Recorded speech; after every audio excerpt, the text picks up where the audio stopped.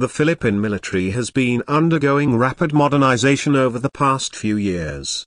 As the strategic landscape of Southeast Asia becomes more volatile, the need for advanced precision-guided munitions has never been more important. Today, we're diving deep into a weapon system that could potentially change the balance of maritime power in the region, the SLAMR missile, and its future role in the Philippines by 2026. SLAMR stands for Standoff Land Attack Missile, Expanded Response. It's an air-to-surface missile developed by Boeing for the United States Navy. What sets it apart is its precision, long range, and flexibility in targeting both land and sea-based threats. Originally derived from the Harpoon anti-ship missile, the SLAMR has evolved into a potent standoff weapon with advanced navigation and targeting systems. Why is this relevant to the Philippines? Because of the country's unique geopolitical position. Situated in a hotly contested region of the South China Sea, the Philippines is surrounded by maritime flashpoints. With territorial disputes involving China and other claimants, the Armed Forces of the Philippines, AFP, needs advanced weapons that can act as both deterrents and effective response tools. That's where the SLAMR comes into play.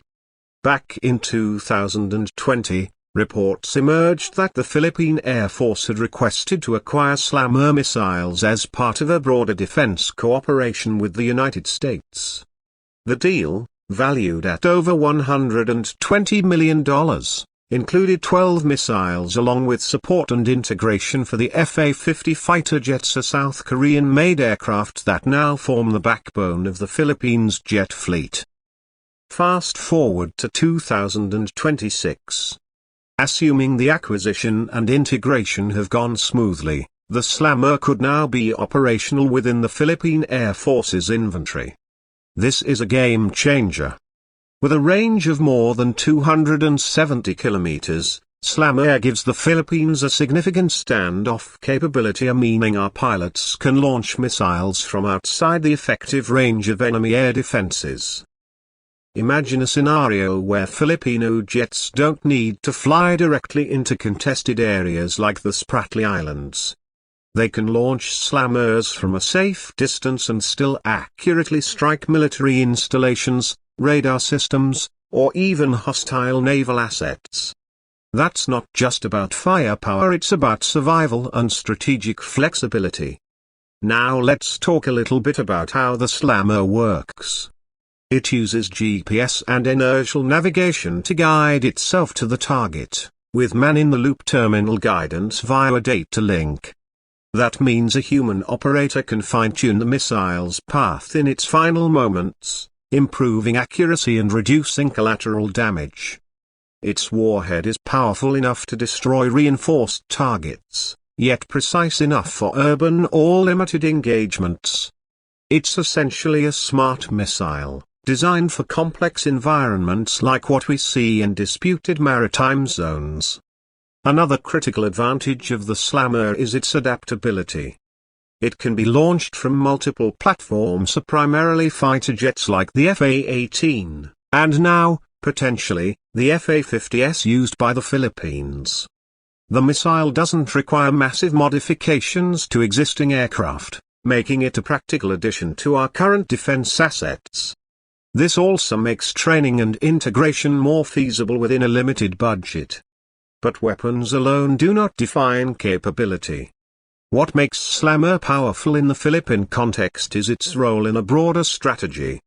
As tensions in the West Philippine Sea escalate, deterrence becomes essential. The mere knowledge that the Philippines can strike back with precision from a safe distance changes the calculus for any potential aggressor. Also, SLAMR can be used in conjunction with surveillance data from drones, AWACS, or even partner intelligence from allies like the United States or Japan. This synergy between surveillance and strike capability allows for rapid decision-making in a crisis. If, for example, an unmarked militia ship or radar base pops up in a disputed area, the AFP can assess, verify, and neutralize the threat in a matter of minutes, all without putting pilots in unnecessary danger. Let's also consider the political angle. Acquiring advanced U.S. weaponry like SLAMR strengthens defense ties between Manila and Washington. It reassures allies and sends a message to adversaries.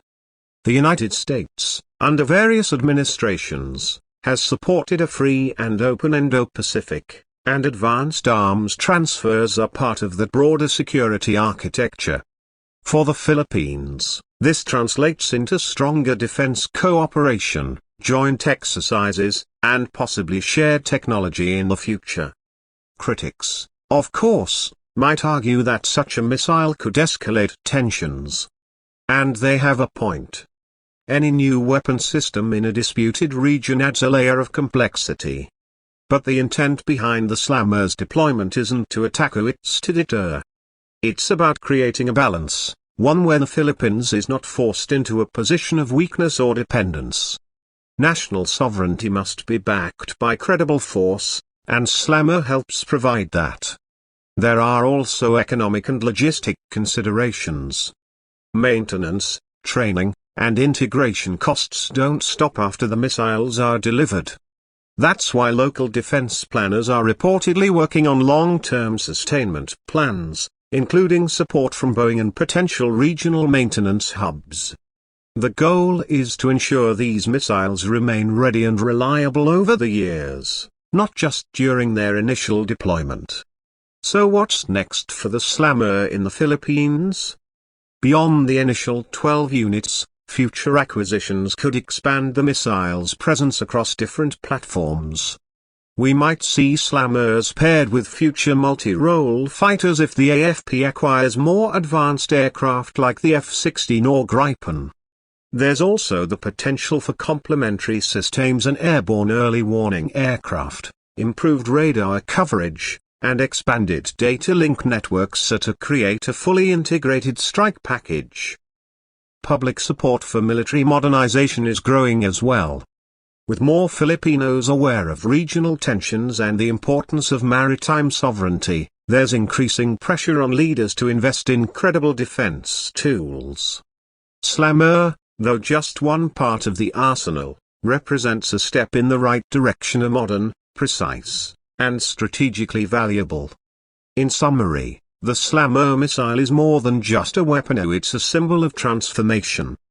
From a country once reliant on second-hand assets, the Philippines is moving toward a more capable and independent defense posture. With systems like the SLAMR in its arsenal, the AFP sends a clear message: we are ready, we are prepared, and we will defend what is ours. If you found this video informative, don't forget to like and subscribe to Motor Authority Philippines. We'll continue to bring you deep dives into the technology, strategy, and future of our nation's defense. Maraming salamat sa inyong panonood at mabuhay ang Pilipinas.